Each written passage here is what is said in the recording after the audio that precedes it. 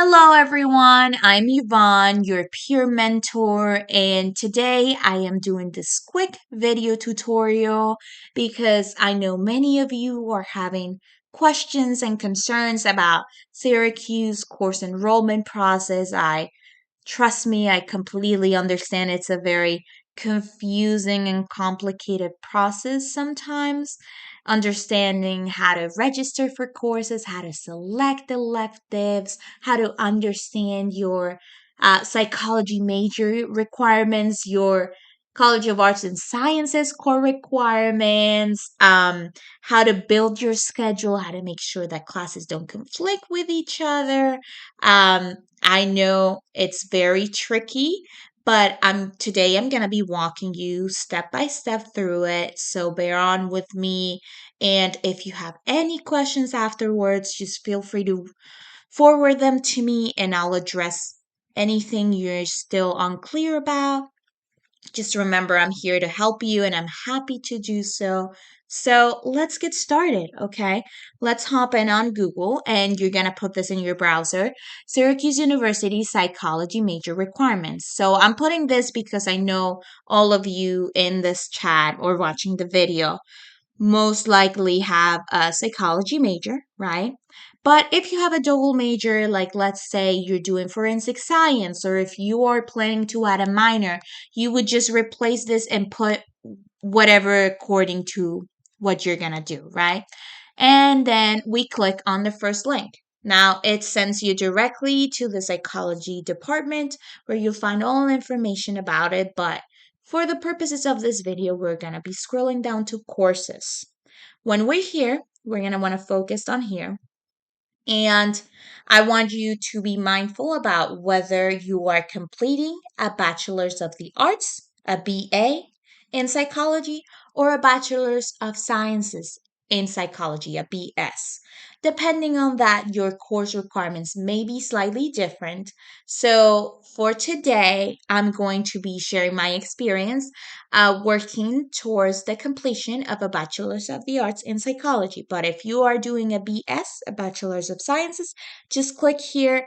Very similar information, just course requirements may be slightly different. So now we are in Psychology BA. It has all the information about faculty, what this major is about, dual enrollment process, student learning outcomes. I can go on, but pertaining to why you are all here listening, what are the course requirements for a BA in psychology? So we have your foundations, and those are the 6 courses that you must complete within this major to establish a strong foundation for the field of psychology.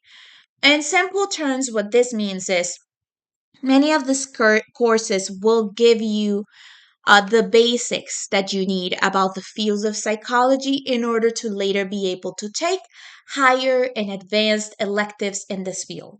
Many times, when you're going to enroll in an elective, you will see that they say, have you taken PSY 205?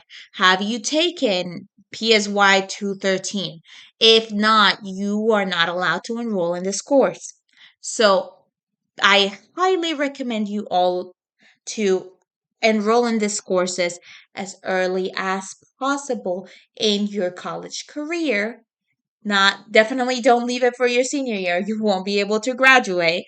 But with that said, and with that in mind, you're not expected and you're not supposed to take all of these courses in your first year of college. You can spread them out. It's totally fine.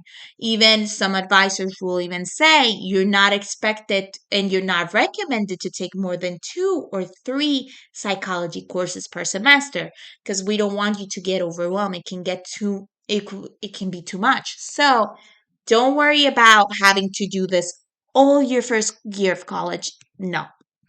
But what you're definitely going to want to do your first semester of college is enroll in PSY 205, which is Foundations of Human Behaviors, or the equivalent PSY 209, which is the honors section. If you are a part of the honors program and would like to receive honors credit and credit for your major. If you are not a part of the honors program, just ignore it. It doesn't really matter. It's fine. Now, that is one of your foundation requirements. There's also Intro to Research Methodology, Cognitive Psych, Psychology of Childhood, one of my favorites. I love it. Social Psychology and Abnormal Psych. Abnormal Psych is so interesting. So these are your basic foundations. Okay. Then you also have what's called the statistics sequence option, right? Now, don't get overwhelmed by what I'm about to show you. There's four different sequences. You're not required to take all of them, not at all. You just choose one that suits you best, that fits what you are interested on, right? When I took my sequence, I have to admit I'm not a math person at all. I don't love it and I'm not great at it, right? So when I discussed this with my advisor, she recommended, well, take alternative one, right? You don't have to take the preferred option. You can take this one because it has probability and statistics for liberal arts, which eases you in to mathematics, right? If it's not your strongest subject. And I did that and I finished the class with like 103. So yeah, it was great. I did great. I highly recommend it. But again, it all depends on where you stand with mathematics. Now, if you love math, there is no reason why you wouldn't take this one, right? If you like calculus, you're interested in calculus, take this one or this one right here, or the first preferred option. If you're up for the challenge and you feel you can handle it, discuss it with your advisor. They'll help you make that decision, right? It all depends on what's best for you, okay? You only have to pick one. And what you would do is, like, let's say you pick this one, you spread this one the first semester, right? And this one the second semester. When we click here, you're going to start to see that there's a brief description of what the course is about, how many credits you receive for that course. Sometimes you'll receive 4 credits for a course because you have to take the course itself and a lab that's attached with it. That happens when courses have like big lecture halls where there's over 100 students and questions don't get addressed as much. So you take an additional lab that is required for that course. That's why you have 4 credits instead of 3. And in that lab, you'll have maybe 15, 20 students, and you'll be able to practice what you learned in that big lecture hall and ask any questions you may have to a TA, a teaching assistant, right? So that's why you'll see some courses are marked 4 credits instead of 3. This one right here, it's offered at least one in the fall or in the spring. So that means if you don't take this class on the fall, you may still enroll for it on the spring. Some courses, like let's say this one is every semester, right? So you wouldn't have to worry about it. There's other courses that are offered irregularly, and I'll show you an example of that later, which means you don't know if that course will be available on the fall or the spring, or if it won't be available at all. So you have to be mindful of that. Courses that set every semester, great. That means you can take it at any point. Courses that says maybe it'll be offered on the spring, maybe on the fall, maybe be a little iffy off. Courses that say irregularly offered doesn't mean you cannot take it. It just means be careful because it may not be offered when you want to take it, right?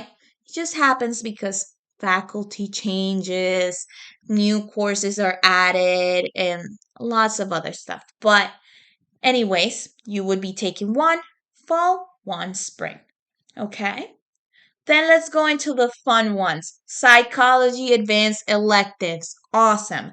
So after you taking most of these ones, you are working towards or have finished your statistics sequence, you can start taking psychology advanced electives, right? You're required to take one advanced elective, but you're free to take more than that, right? Because you still have to take other psychology courses that add up to 6 credits, so a total of 2 other classes, right? And these are some of the options that are offered right now. Now, this can change. Sometimes they're offered, sometimes they're not. So let's say you took as part of your foundations social psychology, and you really, really love social psychology. So you are like, well, I'm looking at my electives and I would love to do the social psychology of stigma and learn more about the field of social psychology because I loved it so much, right? You'll get to see a little description of what the course is about. You see the prerequisites, so you know 205 is a class that you must take before taking this one. 205, Foundations of Human Behavior. Okay, took it my first year of college, so I'm all good, right? And then PSY 274, so we would see if 274 is somewhere here, right? 274, whatever that is. And if you meet the prerequisites, you're free to take this class. Now, it's 3 credits and it's irregular, which means sometimes it'll be offered, sometimes it won't. So be mindful of those things, right? There's multiple options. Sometimes they even add more. So keep your options open. And that is it for your psychology college requirements, right? Now, there is still more university requirements that we have to look at, right? There is also such thing as your Syracuse University liberal arts core requirements. So those are the course requirements that the College of Arts and Sciences wants you to do in order to complete your degree and be able to graduate. So once you've completed all of them, all of the ones here, you still have to do this ones. You can work on them at the same time, okay? So Liberal Arts Core Guidebook. This is for 2022 and 2023. I wasn't able to find for 2023 and 2024. So this might have changed, but the best way to fact check whether or not this is still valid and applies to you is to go to your My Slice, okay? And in My Slice, you click Advising. It may look slightly different from my Slice. Don't worry about it. If you're struggling to find it, let me know. And then scroll to degree works, click on continue degree works, and you'll be able to find what are your actual requirements, which may look something similar to what I'm about to show you or drastically different. If you have any issues with that, let me know. But this is what I had to do when I was enrolling with for courses. So I will walk you through it. It may get a little bit confusing, but just trust me on it and you'll get it eventually. Okay? So we'll scroll down and it'll just say what are the different requirements for the university, for the College of Arts and Sciences, which is your home college, right? So we have the liberal arts core curriculum, which is composed of number one, liberal skill requirements, such as writing skills. You are required to take 3 courses, which are 8 to 10 credits. One course is about 3 credits. If it has a lab to it, as I said before, it can be 4 credits. So that's how you calculate what is this credit thing, right? That's how we measure how many credits you need to graduate, right? So you have to take 3 different writing classes. Studio 1, a writing intensive course, and Studio 2. That depends on whether you are non-native speaker, whether you waived that requirement, whether your advisor recommended that course for you. It all depends on you as a student, right? It would either look as having your first year at Syracuse. You would be taking Writing 105 or Writing 109, which would be the honors equivalent if you're in the honors program, or English 211, right? Then your sophomore year, you would be taking a writing intensive course, and I'll show you a list of writing intensive course requirements later on and the different options you have. And then your junior year, you would be taking Studio 2, right? That is critical in writing. So that would be Writing 205 or 209, the honors section, or English 213, right? And you can either take language skills or quantitative skills as part of this liberal skills requirements. Now what does that mean?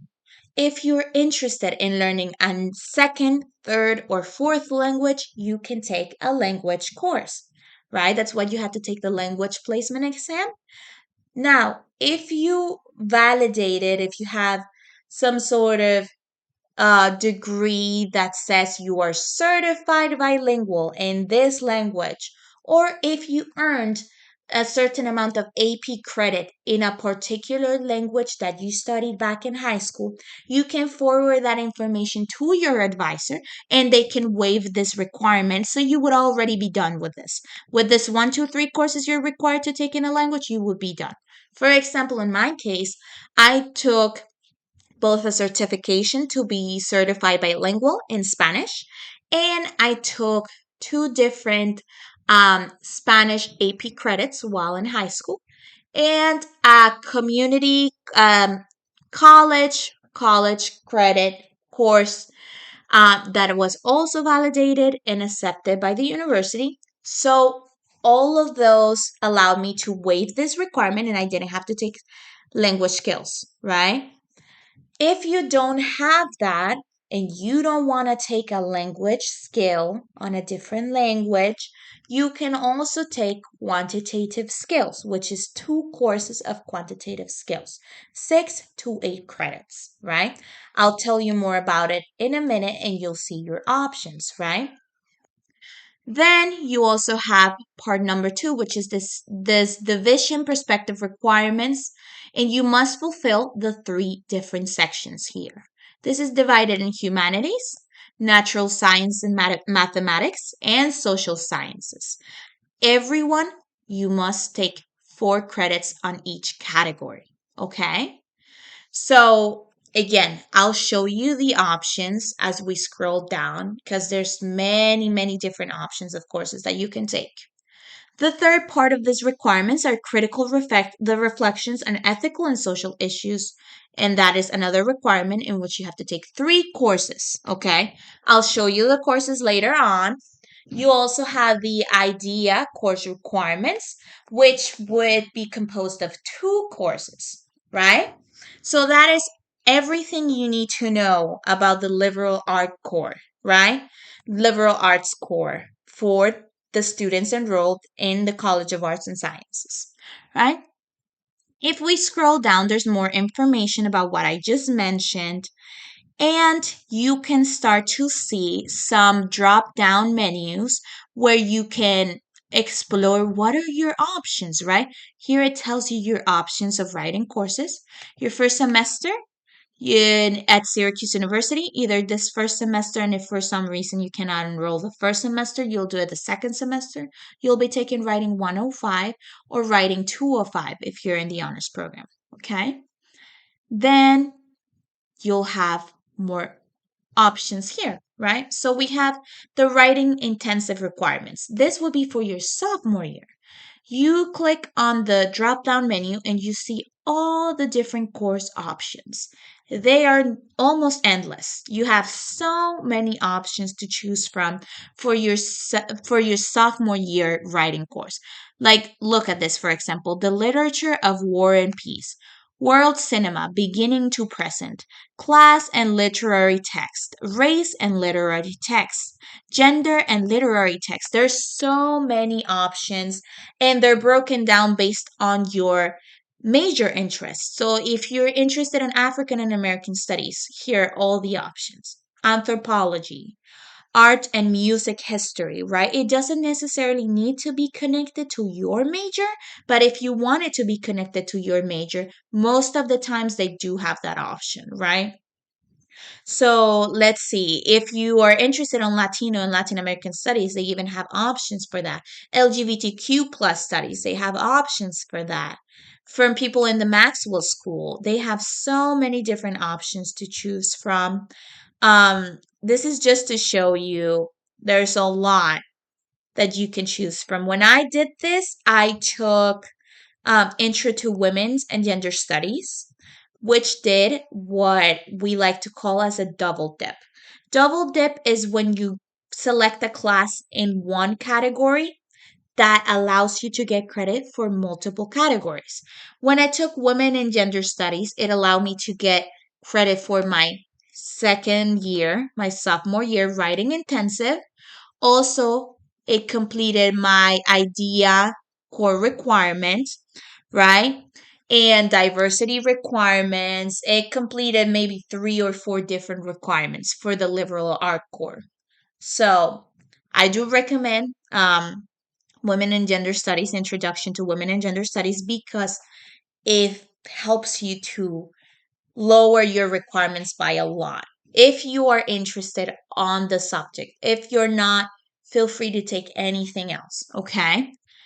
Then, if you scroll down, you'll see more drop down menus like this one. Now, when I mentioned you could either take a language or take the quantitative skill requirement, this is what I meant. So if you don't want to take a language and you're not certified on a language, so you prefer to take this quantitative skill requirement, these are the course options that you have to choose from.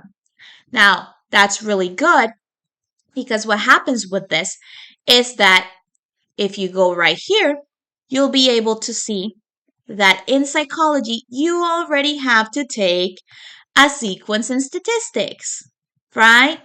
And these quantitative skills just mean mathematics, something related to that film, to that field, to science, to the STEM field. So if you're already going to be taking this might do what I called a double dip and meet your requirements for both your major in psychology and your liberal art core requirements. If you are unsure if it will meet both requirements, check with your advisor and they will help you to figure out yes, you can take probability and statistics of the liberal arts and meet a requirement for quantitative skills and for your psychology statistics sequence. Okay? If not, you would have to take 2 more mathematics, but only your advisor will let you know for sure. Okay? Again, you get the idea. If you go down, you'll see more options for the humanities list requirements where you have to take 4 courses. You would select 4 courses from all these different options in all different fields offered at Syracuse University, or majority of them, right? You scroll down and you can check them all out. Okay, let's keep going down. Same for natural science and mathematics. What that means is you can either take 4 courses in natural science, 4 courses in mathematics, or both. So you could take both science, both in mathematics, right? Whatever you feel more comfortable with.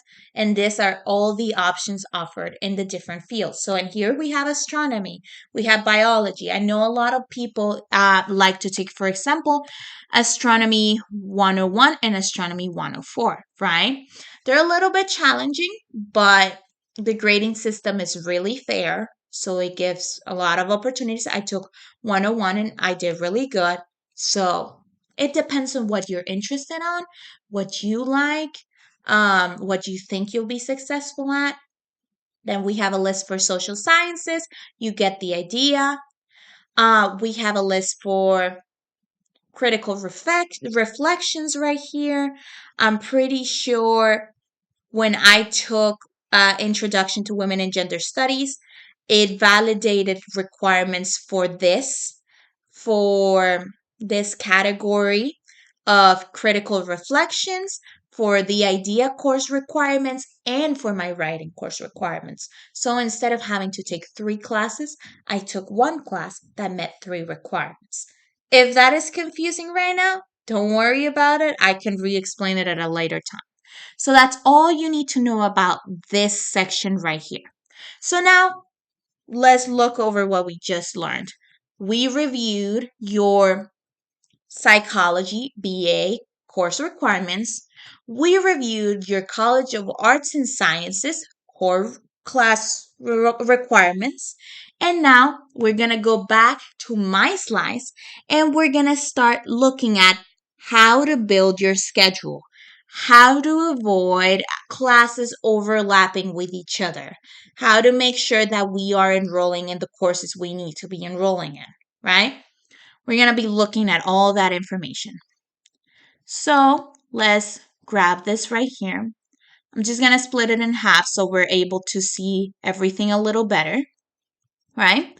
Where in math lies, again, might be looking a little different from yours, but we're going to be scrolling all the way down to enrollment. You click on enrollment, right? On this drop menu over here, we're going to look at class search, right? In class search, we're going to want to change the term to reflect what term we're enrolling the classes for. So it would be fall 2023, right? So for the psychology field, if you're doing a BA, one of the foundations you're going to want to get done your first semester is Psychology 205, Foundations of Human Behavior. That is assuming you're not in honors and you don't want to take that honors credit, okay? So this is pretty much what I did my first semester, right? I took Psychology 205. So you write the course subject code, which would be PSY, right? It instantly detects that it's from the field of psychology. And the course number would be this one, 205, right? And then we're going to go all the way down. If you have any preference about, let's say, the mode of instruction, if you wanted to do it online, most courses are not being offered online since we transitioned a little bit out of COVID online teaching. So you don't really have to mark any of these other sections. If you already know someone enrolled in a different section and you would like them to be in the same class as them, you can look the section here. And stuff like that. If you would like a particular meeting time or anything like that, usually I don't fill out the bottom here because I want to see all of the different options in case that the time I want overlaps with another class I have to take. So the most options you have, the better, because it gives you more room to choose, right? So we're just going to leave it like that and we're going to do a little search here, right? We let it load, and now here are all of our options for this class alone. Now you see a lot of options because this class is one of the most important ones to take within the field of psychology, right? So that is why you have so many room to choose. Let's say I want to choose, for example, 10:35 a.m., right? Let's click in here. Here you'll be able to see all the information about the class, where it'll be meeting, what days of the week it meets on Wednesdays, at what time. You can see that here. All of the information, again, is for first semester preferred. So this is one of the classes you should be taking your first semester. The capacity of the class is 25 people, and a total of 18 have already enrolled. So there are 7 seats left, right? A little description of the course. So let's say, yeah, we want to select that class. Or better yet, you know what? We want to go back and I don't like that class. I want to check another one out. Again, same thing. You can see where the class meet, when it meets in the week, all of this information. So let's say we want this 2:15, right, p.m. We select it. Then we have to select in here. I think this might be your lab, meaning that this class comes attached with a lab that you have to attend to. So let's say the lab will meet on Wednesdays at 3:45 p.m., right? Then you put next. And then here's the information. Your general class, meaning like your lecture hall class, will be meeting both Mondays and Wednesdays at 2:15 p.m. in this location, and this will be the instructor. You can always do a quick Google search about your instructor if you're a little nervous about their grading system, their policy, how they are with homework assignments, all of that. You can also find it on the internet if you would like to do that. right? If you're fully confident and you don't really care, you're fine, right?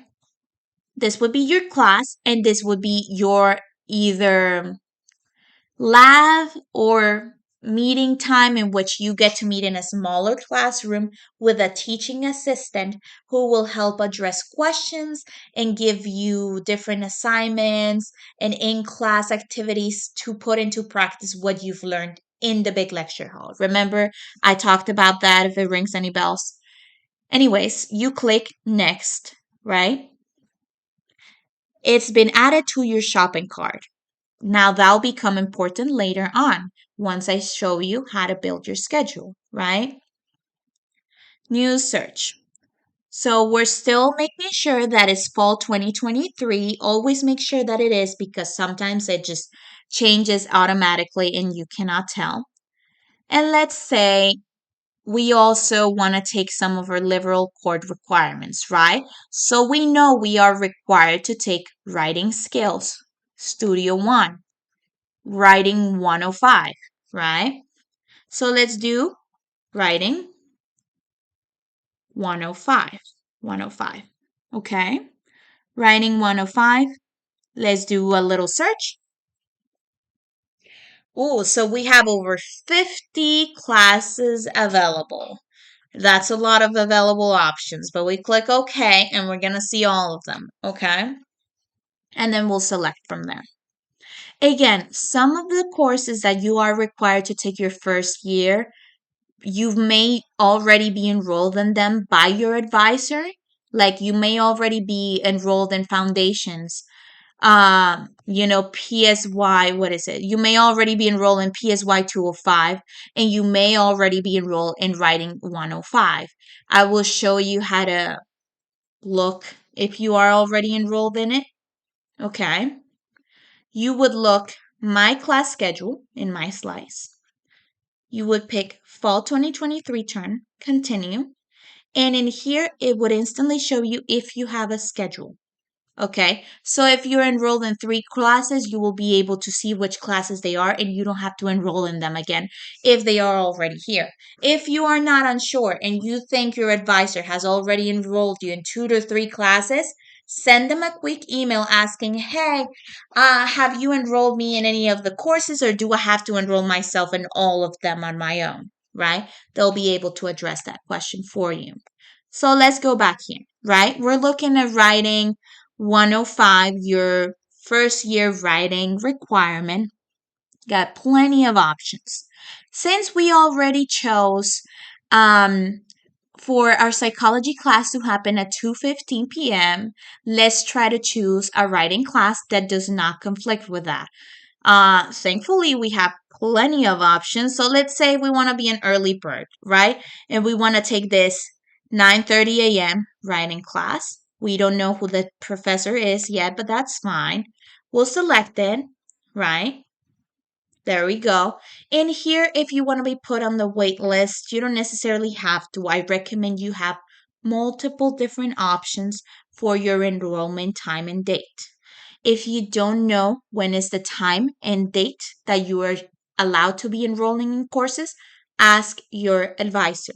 They will know um, when you're supposed to be enrolling. Last time, I think I was told that you international New Year students are supposed to be enrolling on the 6th, August 6th. I think I may be wrong, so don't quote me on that.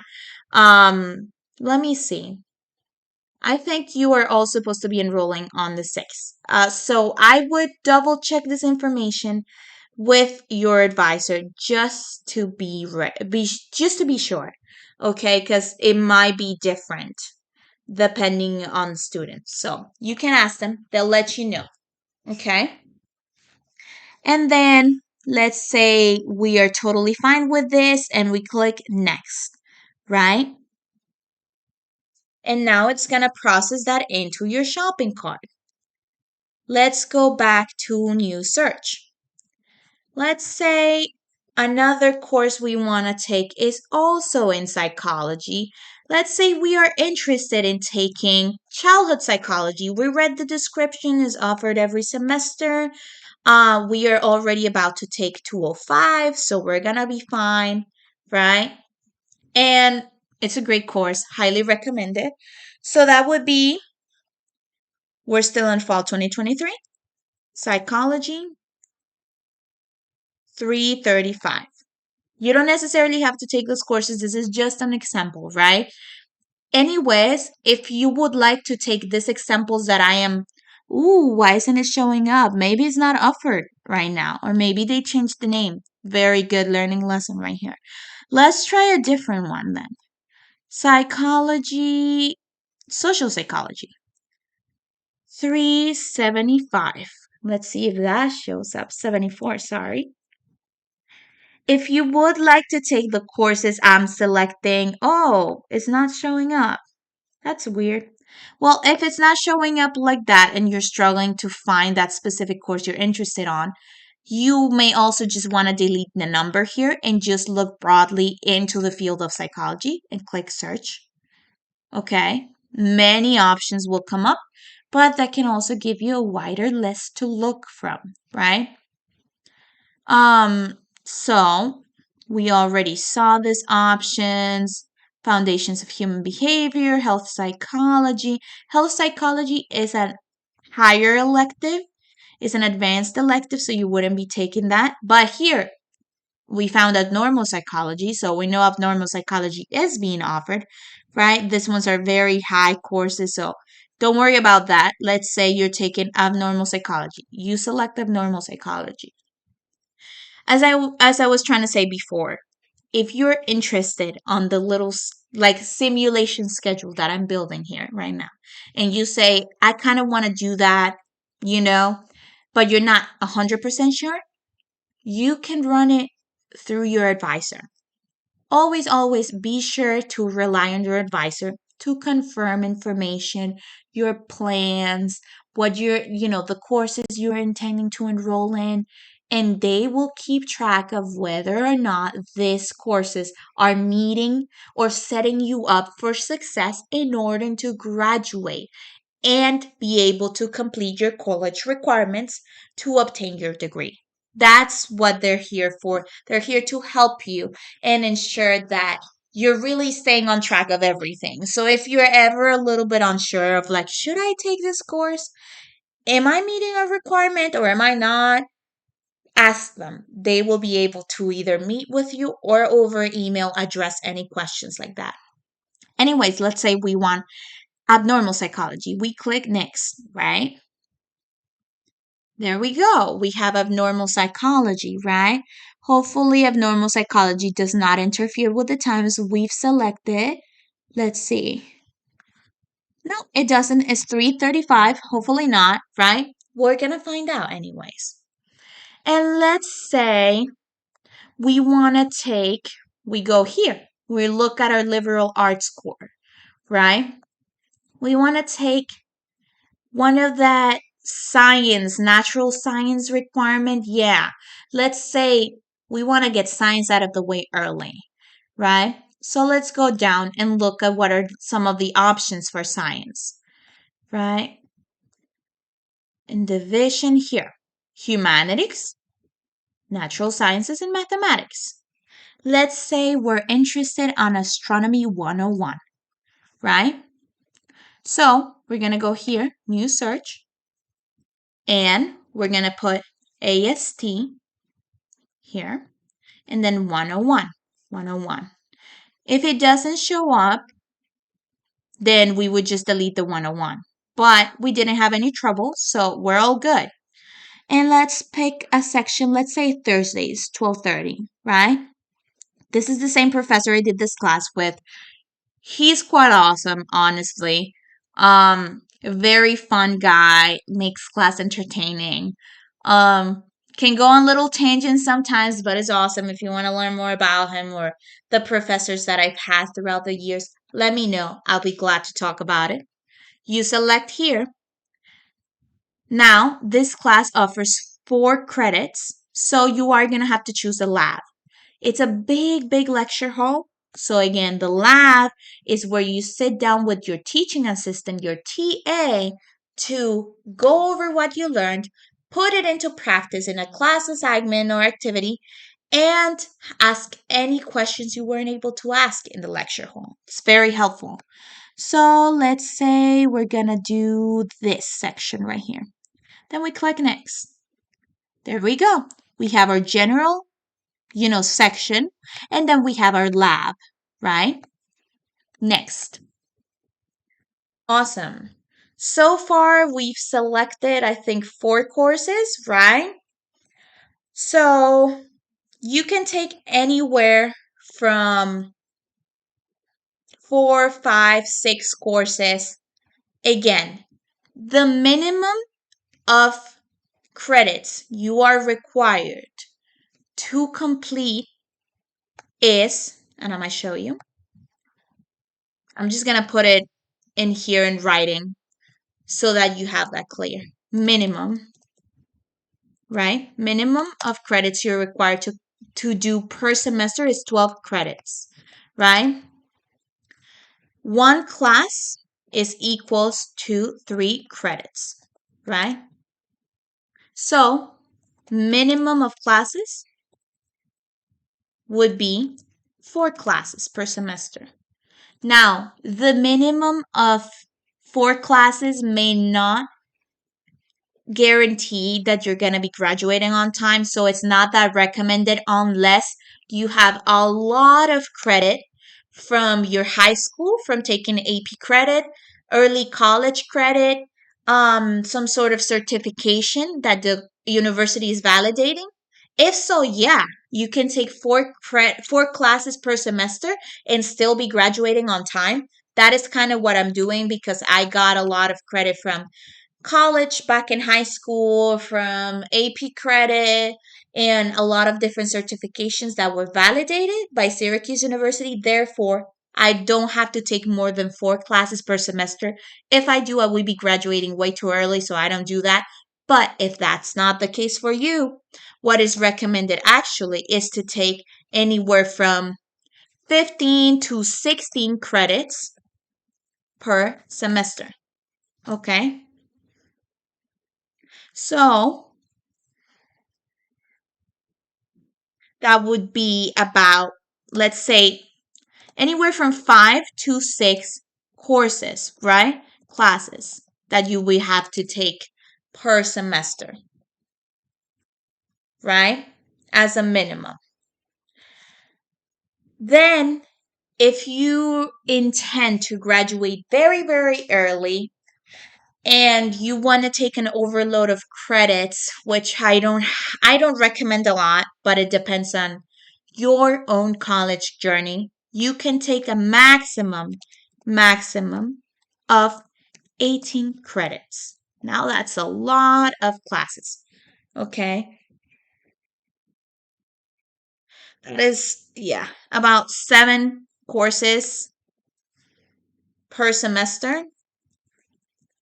You do not have to do this. You do not have to do this. This is an option for people who want to graduate early or are falling behind and need to take an outstanding amount of courses in order to catch up. You guys don't have to worry about that.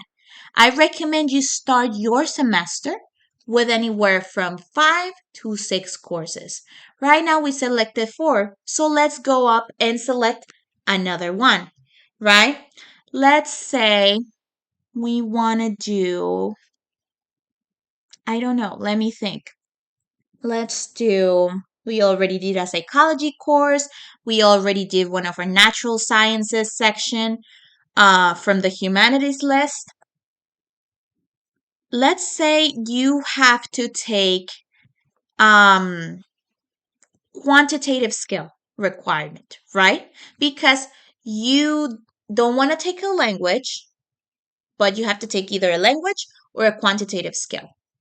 And reminder, you also have to select something related to math from this preferred statistic options. So let's say you're taking probability and statistics of the liberal arts, and guess what? That is also a quantitative skill. So let's go and look at it, right? Maybe it's available. So math, 121. Let's see if it's offered. Let's wait. And we got it. It is offered 8 a.m., 10:35. Let's say we want to take 10:35, right? That way you will be meeting that quantitative skill and that psychology first requirement for the statistic sequence, right? There we go. Next. And then we have a recitation. The recitation is pretty much like similar to your lab, right? You will be meeting with a teaching assistant, a TA, doing a class activity, practicing what you learn in class, applying it, asking any questions you have. Your section is the class itself, where you're meeting twice a week or 3 times a week and going over the content, assigning the homework, all of that. You click next. Awesome. Sorry if this is a very long video. I just want to make sure all questions are addressed. So, once again, it's going into that shopping cart. What is that shopping cart? You could just, if it gives you the option, click it there. If it doesn't, we're going to go and click here. Bring back this menu, and we're going to scroll down all the way to Schedule Builder, the last tab that you'll see there. In Schedule Builder, we're going to let it load and I'll explain to you what's our next step. Sometimes it takes a little bit, sometimes it doesn't pop up at all. If it doesn't, I just recommend reloading the page. My slides can get a little bit tricky, but we got lucky. Anyways, these are the courses I'm already enrolled in. So right now we're just going to ignore this. But here's what we're going to do, right? You go all the way here. Import courses from shopping cart. Shopping cart is all these courses that we've been looking for. 1, 2, 3, 4, 5. These are the courses that we're supposedly enrolling for this, this pretend first semester, right? Because I'm just trying to guide you through it if this were the courses you wanted to take. We're going to import these courses. And now they're here, right? For now, let's take out the courses that I'm already enrolled in. And we're just going to use the ones from the shopping cart. Once you've selected, again, you can go back and put in here in your shopping cart all of the different options you want. Let's say you really want your math class at 2 p.m. You don't want to take a math at 8 a.m. But just in case, because there's only 7 seats at that 2 p.m. and there's 20 at the 8 a.m., you're going to put both of them in the shopping cart if it lets you, so that you have multiple options on how to build your schedule, right? You select the different options of the schedule you want to build, and then you click here, build schedule, right? This may happen sometimes. One or more filters issues exist, which means one of your classes conflicts with another class. That would be Astrology 101 and Psychology 205. That means you have to go back and look for another time that doesn't conflict with those 2 classes, right? But let's say I choose this, a course that I'm already having here, and this. Let's see what happens. And then we click Build Schedule. There we go. You see a nicely laid out schedule with all your classes spread out and what they will look each day of the week, right? So in this example, you have your writing class Mondays, Wednesdays, and Fridays, 9:30 a.m. to 10:30-ish a.m. Then you have statistics. This is statistics methods too, that you would have at 10:30 to 11:30 on Mondays and Wednesdays. And then Tuesdays, you would have math, 8 a.m., and Thursdays too. And then you would have the lab for math at 10:30 on Fridays. On Tuesdays and Thursdays, you would also be having This is a class that I'm taking. You don't have to worry about that. Pediatric psychology, right? You will also be taking another lab on statistics on Thursdays. And then Mondays and Wednesdays, you're taking abnormal psychology at 3:45. Now, this is a totally random example on how you can build your schedule, right? So you have the schedule built, and then you are going to want to save it, right? Let's say you give it a heart and you say, I'm going to put um trial schedule, right? Confirm. Great, it's been saved. Awesome. Then we go to enrollment profile, right? We click fall 2023. Continue. This is the information you have. Usually it's something different depending on you. Enrollment dates in here, fall 2023. It says when you are allowed to enroll in courses. For example, I am allowed to enroll in a maximum of 19 credits. I don't have to do that, but I'm allowed to. And it says I'm allowed to enroll in August 16, although I already enrolled for my courses, right? Enrollment verification. Let's go to my class schedule, right? We're going to hit enroll here, fall 2023. And then this will show up, not exactly this. This is the courses I'm already enrolled for, right? These are the ones I'm enrolled for. And these ones are the ones that I am thinking about enrolling in, right? What I'm going to do is find classes from my planner. You select which courses you're going to be enrolling in from here. Then proceed to step 2. I cannot do it because I've already enrolled in courses. And it will give you the option to select the courses from here directly, from all the things you've saved in your shopping cart, or select it from your schedule builder.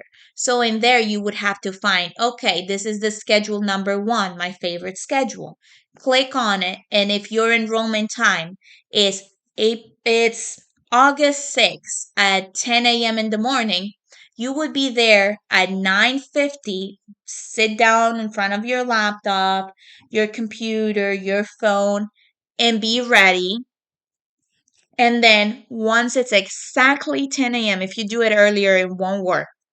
When it's exactly 10 a.m., you hit proceed or continue to enroll in courses, and it will tell you if those courses filled up or if you're all good.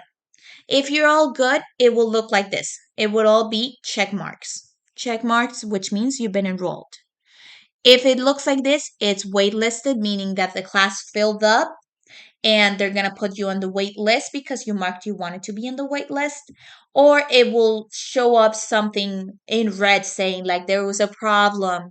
You cannot enroll in this class. You don't meet the requirements. The class filled up and you didn't put yourself on the wait list. And then you would go back and look at the other schedules that you built, those other options. Okay. So that is how you will be choosing your courses and making sure that they don't conflict with each other. Using the Schedule Builder app is your best way, right? If you also go to DegreeWorks, which I'm going to show you again how Degree works, how you can find it, advising. After advising, you go all the way down to DegreeWorks and you click here. If you go to DegreeWorks, which I can show you because it's personal information, in there you have the option to put an schedule simulation. So you say, what if I pick psychology, whatever, in science, whatever, in math, whatever. What if I pick this courses? What requirements will it meet? You put it on the system and it'll show you um, what it meets, what it doesn't, what you still need to complete. So that is another great tool to see that you're meeting your graduation requirements if you don't want to do a manual like I did. Okay. If you need more help with DegreeWorks, I can also help you with that. But I think that way I pretty much answer all of your questions. If you have any further doubts, concerns about how to go about enrolling for your courses, selecting extracurriculars and electives, let me know. When it comes to electives, just to add a couple of things, electives are all based on what you are interested on. Honestly, you are not required to take any particular one. You're just required to take one advanced elective. You probably won't be able to do that until you are done with most of these ones here or working towards the completion of these ones. So don't worry about that too much. I would worry, or I would not worry, I would focus more on ensuring that you're enrolled in foundations of human behavior. Um, One of these requirements in here, remember, look at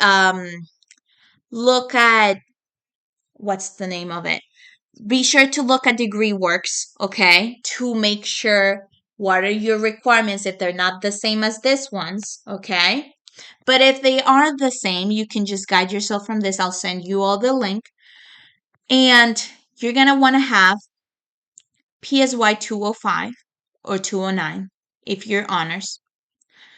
Writing either 105 or 109 if you're honors, or English 211 if you've discussed having this class with your advisor. And either you would want to get started with your language skill requirement or your quantitative skill requirement. If you get started with your quantitative skill requirement, you might be able to do double dipping, which means just start your statistics sequence your first semester, right? And you start getting ahead with one of your math requirements, like this one, that also counts for a credit in here. If you're not sure, just run it through your advisor and let them know, hey, if I take math 121 for my statistics sequence, will that still meet the requirement for quantitative skills for my liberal arts core? And they'll let you know, yeah, totally, you can do that and it'll meet both requirements. Or, no, actually, you have to take an additional course that is not required by your major. They will let you know best, okay? So you can take one course there, and so far you would have three. You will need two more courses. So in there, if you want, you can start taking a critical reflections, an idea course, or you can take a science course, right? From these requirements right here, a science, humanities, social sciences, right? So let's say you take a social sciences, and then you might even be able to take another psychology. It all depends on you. Building the schedule depends on what you would like. I gave you one example of many different examples that I could go on and on about my personal experience. What I did, I originally started in the Summer Star program. I know one of you is in it. And while I was in Summer Star program, I did PSY 205. Right? So I met that requirement. Originally, I wasn't a psychology major. I did my first semester actually, in international relations and political science. And then I instantly switched because I didn't like it. And I switched to psychology. I had already done this course right here and I loved it. So my spring semester of freshman year, these are the classes that I took.